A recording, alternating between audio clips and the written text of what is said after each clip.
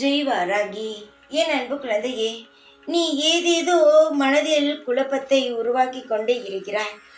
வந்தால் பிரச்சனை, ஆனால் நீ ஏன் வராத பிரச்சனையை கூட வந்துவிடுமோ வந்துவிடுமோ என்று அழுது தவிக்கிறாய். சொல் தங்கமே, எந்த ஒரு குழப்பமும் வராது.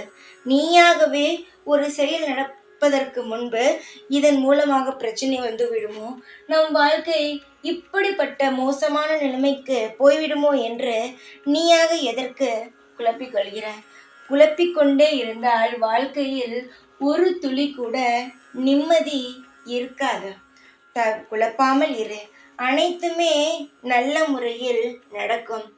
ஒரு மனிதன் அவனுடைய மனதில் நிம்மதியை உருவாக்கி கொள்ள வேண்டும். தேவையில்லாமல் குழப்பத்தை உருவாக்கி கொண்டே இருந்தால் எப்பொழுதுமே மனதில் கவலைகள் மட்டும்தான் இருக்கும். கவலை என்பது வேண்டாம், சந்தோஷத்தை மட்டும் ஞாபகம் வைத்துக் கொள்ளுங்கள். இது யாருக்காக இருந்தாலும் நான் இதைதான் சொல்வேன். குழப்பங்கள் வந்தால் கூட அதை ஒதுக்கி வையுங்கள் என்று சொல்வேன்.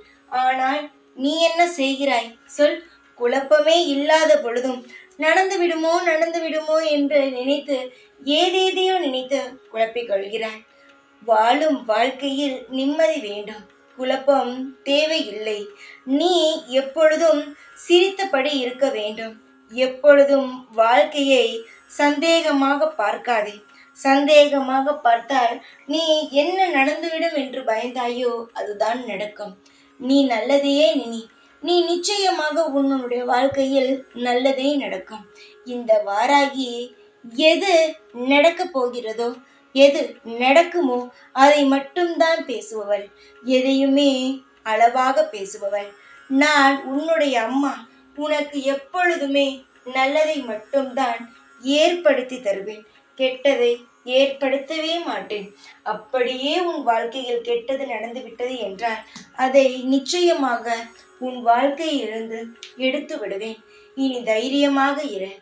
எப்பொழுதும் எந்நாளும் உனக்கு துணையாக இருப்பேன். ஜெய்வாராகி.